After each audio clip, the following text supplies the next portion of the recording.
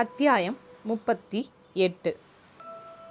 Watcher Govindan tea போட்டு கொண்டிருந்தான். அதன் வாசம் பல் விலக்கிவிட்டு வந்து அமர்ந்திருக்கும் பாண்டியனையும் பாலுவையும் சொக்க விட்டு கொண்டிருந்தது. முதல் நாள் இரவு தங்குவது எங்கே என்பதிலேயே கவனம் போய்விட்டதால் சாப்பிடுவதை பற்றி நினைக்கவே வழி இல்லாமல் போய்விட்டது. எனவே பசி வேறு அவர்கள் அடிவயிற்றில் கபடி விளையாடி கொண்டிருந்தது.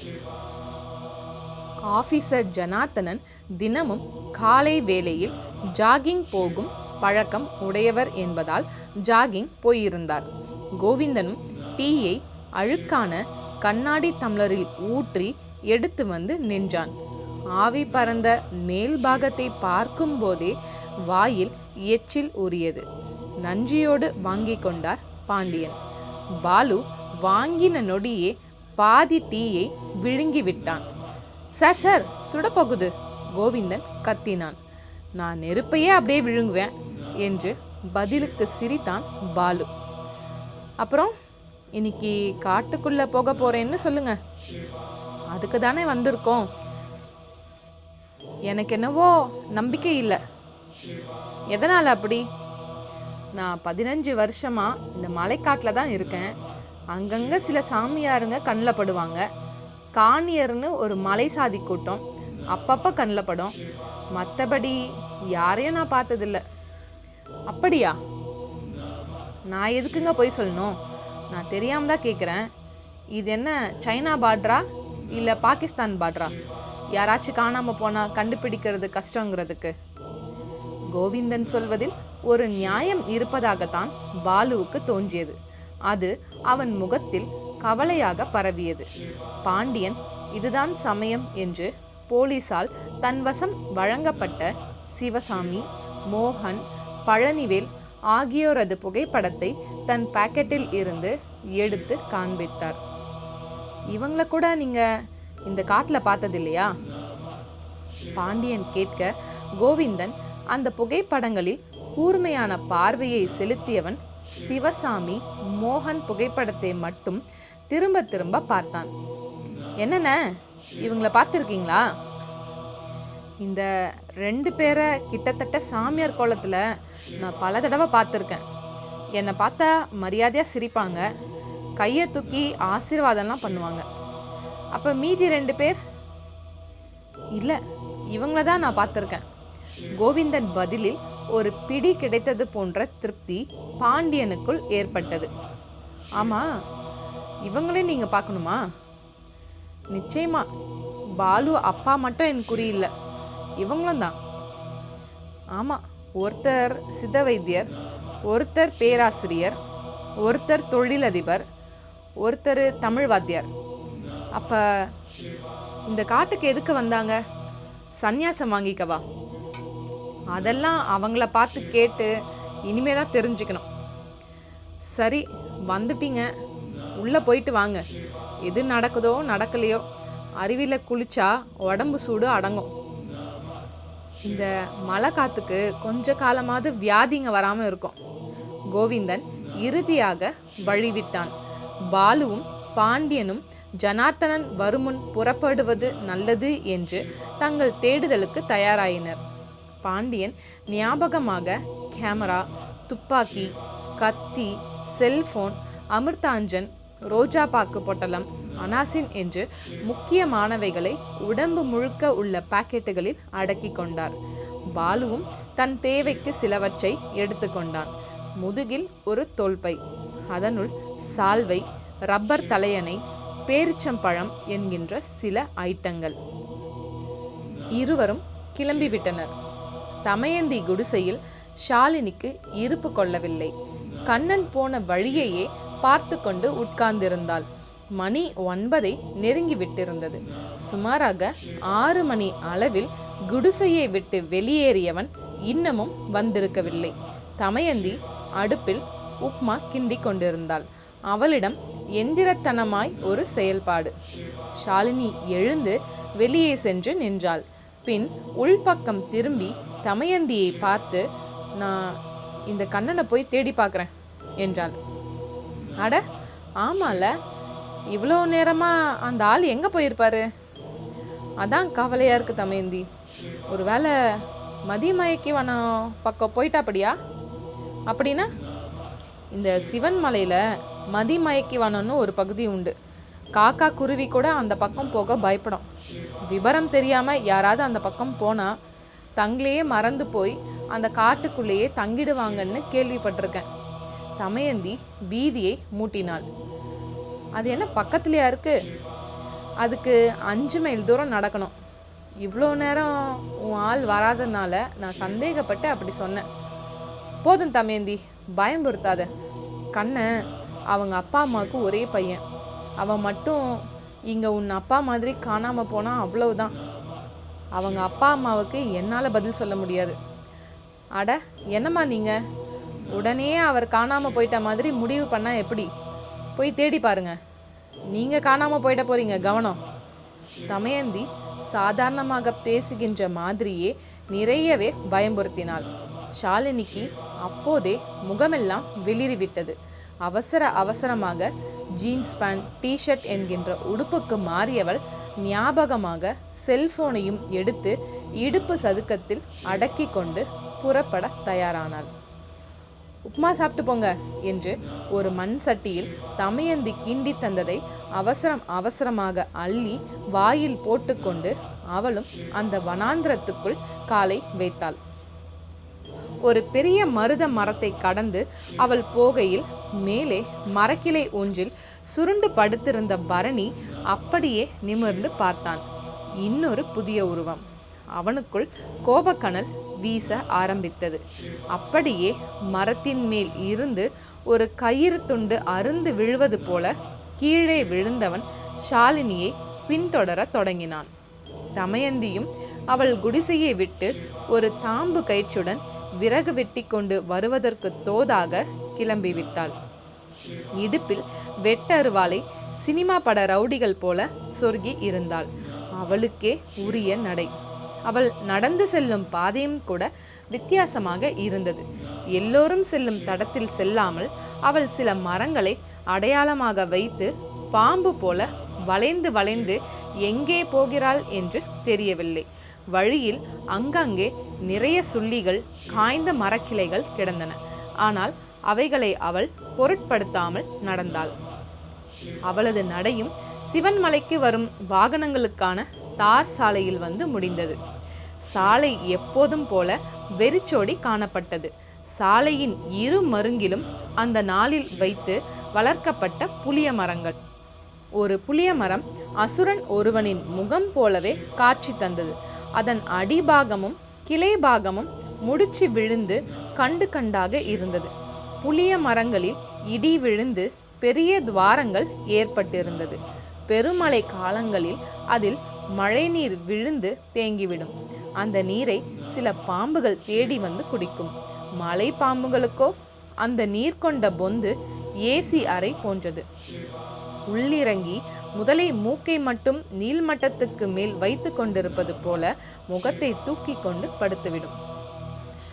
அப்படி ஒரு புளிய மரத்தடிக்கு வந்தவள் சுற்றும் முற்றும் பார்த்தாள். பின் அந்த பொந்துக்குள் கையை விட்டவள் அதிலிருந்து ஒரு மரப்பெட்டியை வெளியே எடுத்தாள். பெட்டியை திறந்தபோது உள்ளே செல்போன் ஒன்றும் அது எப்போதும் பேட்டரி ஒன்றுடன் சார்ஜாகி கொண்டிருப்பதும் தெரிந்தது. செல்போனை மட்டும் கையில் எடுத்தவள் அதன் திரையில் சேமிக்கப்பட்டிருக்கும் செய்திகளை வரிசையாக வாசிக்க தொடங்கினாள். சுவாமிஜி ஆஸ்திரேலிய சுற்றுப்பயணத்தை முடித்துவிட்டு புறப்பட்டு விட்டார் என்ற ஒரு செய்தி. சிவன்மலையில் சொர்ண ரகசியத்தை தேடிக்கொண்டு புதிதாக இருவர். இன்னொரு செய்தி. அதை பார்த்து முடித்தவள் உடனே ஒரு குறிப்பிட்ட எண்ணுக்கு தொடர்பு கொள்ள ஆரம்பித்தாள். மறுபக்கமாய் ஜெகதீஷ் என்பவன் வசப்பட்டான். ஜெகதீஷ், சொல்லு தமயந்தி. என் வரையில் எந்த முன்னேற்றமும் இல்லை, எந்த பின்னேற்றமும் இல்லை. இதை சொல்லதான் கூப்பிட்டியாக்கோ? சரி, இனி ஏதாவது தெரிய வந்தால் மட்டும் கூப்பிடுறேன், போதுமா? கோவிச்சுக்காத. சுவாமிஜி உன்னை பற்றி ரொம்பவே கேட்டார். நீ அந்த காட்டுக்கு போய் கிட்டத்தட்ட 3 வருஷம் முடிய போகுது. ஒரு துரும்ப கூடவா உன்னால் கண்டறிய முடியல? ஜெகதீஷ், இது சாதாரண காடு இல்லை. சித்தர்கள் ஒன்றும் பாம்பே சென்னையில் வாழ்கிற மக்கள் கூட்டம் மாதிரி இல்லை. இதையே எத்தனை தடவை தான் சொல்லுவேன் தமேந்தி. நான் இவங்களால எந்த பாதிப்புக்கும் ஆளாகாமல் இங்கே இவ்வளோ நாள் காலம் கடத்திருக்கிறதே பெருசு. சரி சரி, சீக்கிரமாக நல்ல செய்தியோட ஃபோன் பண்ணுறேன். இப்போ தான் ஒரு 2 பேர் கெஸ்ட்டாக வந்து தங்கியிருக்காங்க. கவனம், அந்நியர்கள்கிட்ட பழக்கம் வேண்டாம். அப்படி இருக்க முடியல. வந்திருக்கவங்க பத்திரிக்கைக்காரங்க. என் கண்ணுக்கு படாதது அவங்க கண்ணுக்கு படலாம் இல்லையா? பைத்தியக்காரி, அதில் ஒருத்தன் கண்ணுக்கு நம்ம ஆட்களோட விஷயம் தெரிஞ்சு போச்சு. அப்படியா? அதான் அவனை காலையிலே காணலையா? ஆமாம், உண்மை தெரிஞ்ச நிலையில் அவனை உயிரோட விடக்கூடாதுன்னு சொல்லிட்டேன். போச்சுடா, அப்போ அவன் காலியா? நிச்சயமா. அவன் கூட வந்த பொண்ணும் நம்மளை நெருங்குற மாதிரியோ இல்லை நம்மளை புரிஞ்சுக்கிற மாதிரியோ இருந்தா அவளை நீ போட்டு தள்ளிடு. அவளை பற்றின கவலை உனக்கு வேண்டாம் ஜெகதீஷ். சரி, சுவாமிஜி வந்தவுடன் பேசுகிறேன். நீயும் பேசு. கவனம். சரி, நான் பார்த்துக்கிறேன். செல்ஃபோனை அணைத்து திரும்ப சார்ஜரில் போட்டு மரப்பெட்டிக்குள் வைத்து பெட்டியை தூக்கி மரபொந்துக்குள்ளும் வைத்து விட்டு திரும்பி நடக்க தொடங்கினாள். அவளுக்கு நேர் எதிர் திசையில் காட்டுப்பகுதிக்குள் பாலுவும் பாண்டியனும் உற்று உற்று பார்த்தபடி நடப்பவர்கள் ஒரு இடத்தில் மோசமாக துர்வாடைக்கு ஆளாகி மூக்கை சினிப்பி கொண்டனர். சார், என்ன சார் இது கெட்ட வாசனை? தெரியல, பக்கத்தில் அநேகமாக ஏதாவது மிருகங்கள் செத்து கிடக்கலாம். பாண்டியன் பதிலோடு மூச்சை பிடித்து கொண்டு ஒரு புதரை விளக்கவும் அவருக்கு பகீர் என்றது.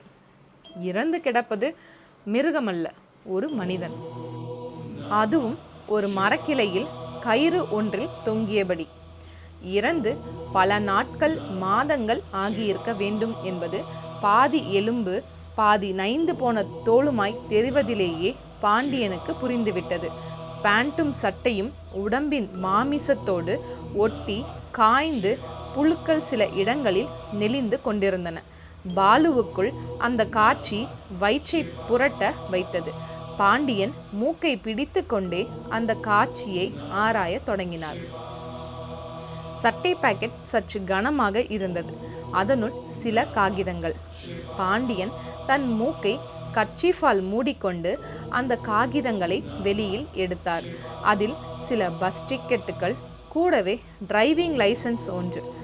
லைசன்ஸ் புகைப்படத்தில் இரத்தக்கரை ஊறி பரவியிருந்தது.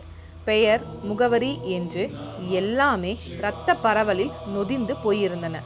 நல்ல வேளையாக லைசன்ஸ் என்னும் வருடமும் அந்த சட்டையின் தலைபாகத்தில் முதல் வரிசையில் இருந்ததால் அவை மட்டும் தப்பித்து விட்டிருந்தன. பாண்டியனுக்கு அதை கொண்டே யார் என்று கண்டுபிடித்து விட முடியும் என்று தோன்றியது. அப்படியே அங்கிருந்து மெல்ல பின்னுக்கு சென்று அந்த இடத்தை விட்டே விலக ஆரம்பித்தார்.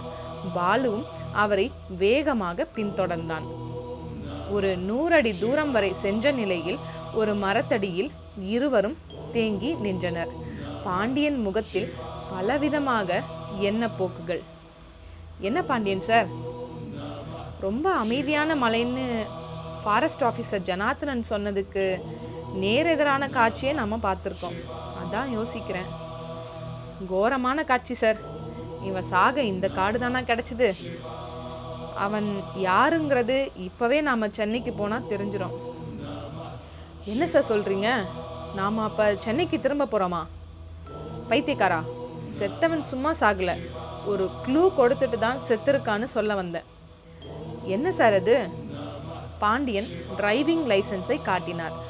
ஒருவேளை இவன் தற்கொலை பண்ணிக்கிட்டானோ? கைத்தல தொங்குறத வச்சு பார்த்தா அப்படி தெரியல. அப்படின்னா கொலை செய்யப்பட்டு தொங்க விடப்பட்டிருக்கான். போலீஸ் கண்ணில் படணுங்கிற பயமே இல்லையா? யாருக்கு?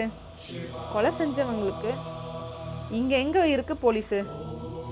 அப்போ தொங்க விடப்பட்ட நோக்கம் மிருகங்கள் வந்து சாப்பிடட்டும்னு இருக்கலாம்.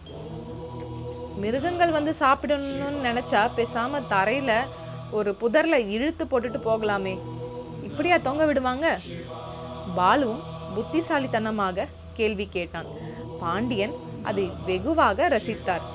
அவனையும் கண்களில் ஒருவித பளபளப்போடு பார்த்தார். என்ன சார், நான் தப்பாக ஏதோ கேட்டுட்டேனா? இல்லை பாலு, இப்படி தான் யோசிக்கணும். நீயும் யோசிக்க ஆரம்பிச்சிட்ட. அப்போ தொங்க விட்டதுக்கு காரணம் என்னவா சார் இருக்கும்? அநேகமாக இது ஒரு எச்சரிக்கையாக இருக்கலாம். எச்சரிக்கையா? யாருக்கு சார்?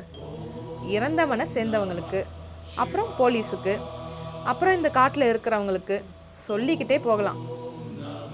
அப்போ கொலை செய்தவங்க பயங்கரமான ஆட்களாக இருக்கணும். நிச்சயமா. இப்படி ஒரு பயங்கரம் நிலவர மலையில் எங்கள் அப்பா... என்ன சொல்ல வர? உன் அப்பாவுக்கு ஏதாவது ஆயிருந்தா என்ன பண்ணுறது தானே? பாலுவின் தலை ஆடியது. பாலு, நீ பயப்பட ஆரம்பிச்சிட்டேன்னு நினைக்கிறேன். ஆமாம் சார், இந்த மாதிரி காட்சிகளை பார்க்கும்போது எப்படி பயப்படாமல் இருக்க முடியும்? பயந்தா எதுவும் செய்ய முடியாது.